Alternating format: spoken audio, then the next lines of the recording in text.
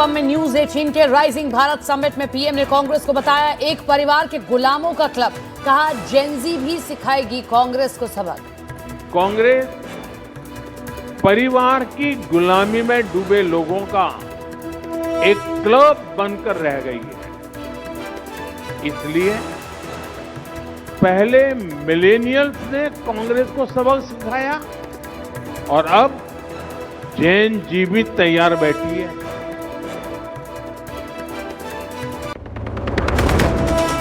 भारत मंडपम में news 18 India के विशेष कार्यक्रम राइजिंग भारत में पीएम मोदी का कांग्रेस पर बड़ा हमला। कहा कांग्रेस केवल विरोध की टूल किट बनकर रह गई है। एआई समिट में हंगामा करने वाले कांग्रेसियों पर कसा तंज। इनके बब्बर शेर सामान्य नागरिकों के जूते खा करके भाग रहे थे। कांग्रेस के टूल किट से एक ही चीज निकलती है, विरोध।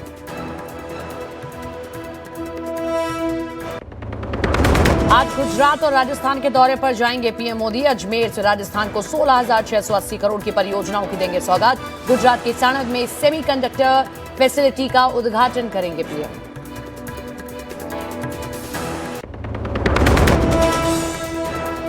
तृणमूल कांग्रेस ने राज्यसभा चुनाव के लिए 4 उम्मीदवारों के नामों का किया ऐलान। लिस्ट में पूर्व डीजीपी राजीव कुमार और मंत्री बाबुल सुप्रियो शामिल। 16 मार्च को होगा मतदान।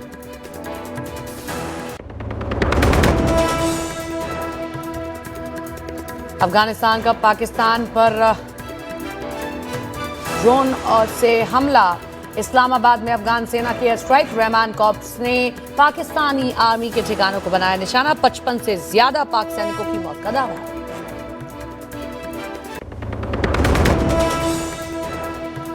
यौन उत्पीड़न मामले में स्वामी अभिमुक्तेश्वरानंद सरस्वती को इलाहाबाद हाईकोर्ट से फौरी राहत।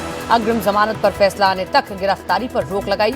स्वामी अभिमुक्तेश्वरानंद ने कहा कोर्ट के सामने सच आएगा सामने। राजस्थान के सीएम भजनलाल शर्मा ने 3 शहरों के नाम बदले जाने का ऐलान किया। माउंट आबू का नया नाम होगा आबू राज, कामा का नाम कामवन और जाजपुर का नाम यज्ञपुर रखा जाएगा। शराब घोटाले में अरविंद केजरीवाल और मनीष सिसोदिया समेत सभी 23 आरोपी बरी। सीबीआई ने दिल्ली हाई कोर्ट में फैसले के खिलाफ की appeal. Presented by Hamdard Foods India. नमस्ते, गुड मॉर्निंग। आप देख रहे हैं न्यूज 18 इंडिया। मैं हूं आपके साथ सपना शुक्ला और बुलेटिन की शुरुआत करते हैं देश दुनिया से जुड़ी स्पेशल 30 खबरों के साथ। राइजिंग भारत के मंच से पीएम मोदी ने देश को संबोधित किया। जो सामर्थ्य हमारे भीतर है उसे हमें पहचानना है। राइजिंग भारत के मंच पर बोले पीएम मोदी। कहा 11 सालों में देश ने अपने सामर्थ्य को पहचाना है, उसे सशक्त करने के लिए निरंतर प्रयास कर रहा है।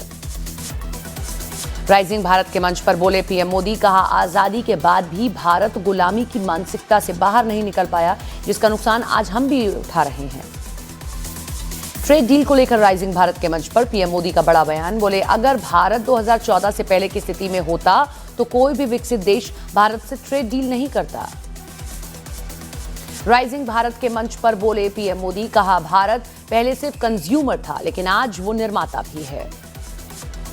राइजिंग भारत के मंच पर बोले पीएम मोदी। हमने भारत को दुनिया का ग्रोथ इंजन बनाया। न्यूज 18 की राइजिंग भारत समिट में डिजिटल पेमेंट सिस्टम पर बोले पीएम मोदी। का डिजिटल पेमेंट सिस्टम में ग्लोबल लीडर बन चुका है भारत। एआई समिट में कांग्रेस के प्रदर्शन पर पीएम मोदी ने किया वार। बोले कांग्रेस ने कपड़े उतारकर खुद को एक्सपोज कर दिया। पीएम मोदी ने कांग्रेस को बताया विरोध की टूल किट। दिल्ली के भारत मंडपम में बोले कांग्रेस में है वैचारिक दिवालियापन, वो कपड़े फाड़ती रही, हमें काम करते रहेंगे। कांग्रेस के ऑपरेशन सिंदूर के विरोध करने पर बोले पीएम मोदी। पीएम मोदी बोले कांग्रेस की टूल किट से सिर्फ विरोध ही निकलता है। भारत मंडपम में पीएम मोदी ने कांग्रेस की राजनीति को बताया अंध विरोध राजनीति। बोले कांग्रेस के पास देश के लिए विजन नहीं है। परिवारवाद के मुद्दे पर पीएम मोदी ने कांग्रेस को घेरा। बोले कांग्रेस एक परिवार के गुलामों का एक क्लब बन गई है। दिल्ली के भारत मंडपम में हुए न्यूज 18 के राइजिंग भारत समिट में पीएम मोदी का बड़ा बयान। कहा देश में युवा बढ़ते रहे और कांग्रेस घटती रही। राइजिंग भारत समिट में बंगाल सरकार पर बोले पीएम मोदी, बंगाल में 5 लाख के मुफ्त इलाज को रोका गया, आयुष्मान भारत योजना नहीं लागू की गई। आज पीएम मोदी का गुजरात और राजस्थान का दौरा, राजस्थान में 23,000 करोड़ की परियोजनाओं का लोकार्पण शिलान्यास, गुजरात में माइक्रोन की सेमीकंडक्टर फैसिलिटी का उद्घाटन करेंगे। तृणमूल कांग्रेस की राज्यसभा उम्मीदवारों की सूची में पूर्व डीजीपी राजीव कुमार और मंत्री बाबुल सुप्रियो शामिल, 4 उम्मीदवारों के नामों का ऐलान, 16 मार्च को होगा मतदान। कांग्रेस की असम चुनाव को लेकर केंद्रीय चुनाव समिति की बैठक, सूत्रों के हवाले से खबर, बैठक में 42 सीटों पर चर्चा के बाद 30 नामों पर मुहर लगी। प्रदेश अध्यक्ष गौरव गोगोई जोरहाट से चुनाव लड़ेंगे। अफगानिस्तान का पाकिस्तान पर बड़ा ड्रोन हमला, इस्लामाबाद में अफगान सेना की एयर स्ट्राइक, मिलिट्री कैंप समेत इस्लामाबाद, नौशेरा, जमरूद के सैन्य ठिकानों पर हमले का दावा। अफगानिस्तान के हमले में 55 से ज्यादा पाकिस्तानी सैनिकों के मारे जाने का दावा। हमलों की जवाबी कार्रवाई में पाकिस्तान ने 130 से ज्यादा तालिबानी लड़ाकों को मारे जाने का दावा किया। पश्चिम बंगाल में एसआईआर से जुड़ी मतदाता सूची आज होगी जारी। मसौदा सूची से हटाए गए थे 58 लाख से ज्यादा नाम। सोनीपत में न्यूट्रिशन शोरूम पर लॉरेंस गैंग की फायरिंग, बाइक पर आए 3 युवकों ने गोलियां चलाई। गोदारा गैंग ने 2 करोड़ की फिरौती मांगी थी। रोहित गोदारा गैंग को पैसा देने पर धमकी दी। छत्तीसगढ़ की सूरजपुर में कुछ युवकों ने एक वनकर्मी की जमकर पिटाई की। पिटाई के बाद वनकर्मी को कराया डांस। वारदात का वीडियो सोशल मीडिया पर वायरल। यूपी के मुजफ्फरनगर में 2 पक्षों की महिलाओं के बीच मामूली से विवाद को लेकर मारपीट, घटना का वीडियो सोशल मीडिया पर वायरल, जांच में जुटी पुलिस। यूपी के अमरोहा में कार सवार युवकों पर दबंग ने की फायरिंग पर बाल बचे कार सवार 2 लड़के, घटना सीसीटीवी में कैद। यूपी के भदोई में नौकरी की मांग को लेकर कलेक्ट्रेट परिसर में टावर पर चढ़ा एक आदमी, टावर से कूदने की दी धमकी, पुलिस ने कड़ी मशक्कत के बाद समझा कर सुरक्षित नीचे उतारा। मेरठ में बस में छात्र की बेरहमी से पिटाई का वीडियो वायरल, दबिश देने गई क्राइम ब्रांच की टीम से हाथापाई, ग्रामीणों और महिलाओं ने पुलिस के खींचे कपड़े, 2 गिरफ्तार। ग्रेटर नोएडा में बिना नंबर प्लेट गाड़ी पेट्रोल पंप से टंकी फुल कराकर फरार, पीछा करने पर बाइक सवार को कुचला, 10 किलोमीटर तक घसीटती रही बाइक, सीसीटीवी में कैद सनसनीखेज वारदात। छत्तीसगढ़ के बिलासपुर में रॉन्ग साइड आए तेज रफ्तार ट्रेलर की स्कॉर्पियो से भिड़ंत, भीषण सड़क हादसे में 4 की मौत, 1 गंभीर रूप से घायल। यूपी के गोंडा रेलवे स्टेशन पर टिकट को लेकर 2 गुटों में मारपीट, 4 आरोपी गिरफ्तार। उत्तर प्रदेश के मेरठ में मां बेटी पर दबंगों का जानलेवा हमला, बीच बचाव करने आए लोगों पर भी हमला, पुलिस पर दुर्व्यवहार का आरोप लगाया।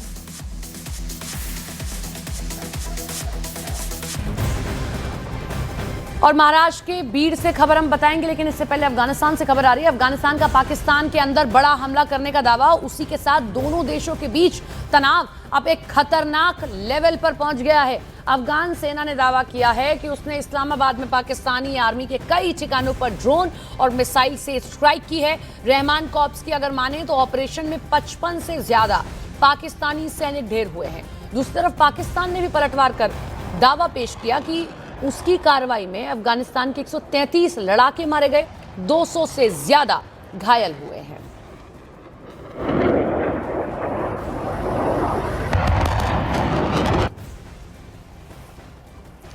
देखिए, पहले पाकिस्तान की ओर से अफगानिस्तान पर एक एयर स्ट्राइक की गई, जिसके बाद अफगानिस्तान ने यह कहा था कि हम मजबूती से जवाब देंगे।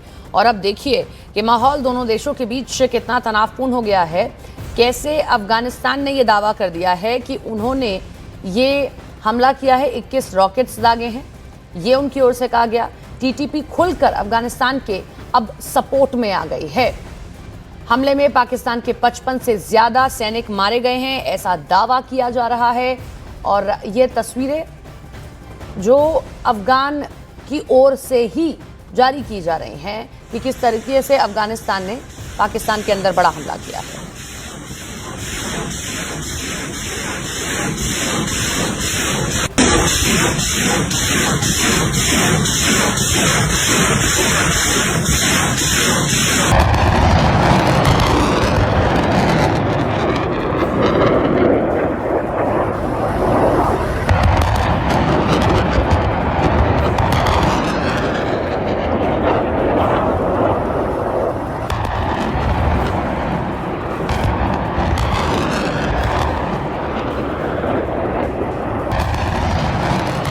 देखिए, टकराव ये रुक नहीं रहा है। तहरीक तालिबान यानी कि पाकिस्तान यानी कि टीटीपी भी अब अफगानिस्तान के सपोर्ट में खुलकर आई है। टीटीपी के जितने नेता हैं उन्होंने अपने लड़ाकों को पूरे पाकिस्तान में हमले तेज करने के आदेश दे दिए और इन सब के बीच में अफगान सेना ने अपने ऑपरेशंस के ये वीडियो जारी किए हैं जो हम आपको दिखा रहे हैं। ये वीडियो अफगान सेना की ओर से रिलीज किए जा रहे हैं जिनमें आप देखिए कि कैसे पाकिस्तान के सैन्य ठिकानों पर हमला किया जा रहा है। खैबर पख्तूनख्वा और ड्यूरंड लाइन के आसपास मिसाइल अटैक की रिपोर्ट्स भी सामने आई हैं। ये 21 रॉकेट्स की जगह इस्तेमाल किए गए और उनसे ये हमले किए गए हैं। तो ये सारी जो तस्वीरें हैं इस बात की तस्दीक कर रही हैं कि पाकिस्तान और अफगानिस्तान के बीच में स्थिति क्या हो गई। और ये शुरुआत पाकिस्तान ने की। पाकिस्तान ने कैसे अफगानिस्तान पर एक एयर स्ट्राइक किया और उसके बाद अफगानी सेना ने इस्लामाबाद में घुसकर ये हमला किया है।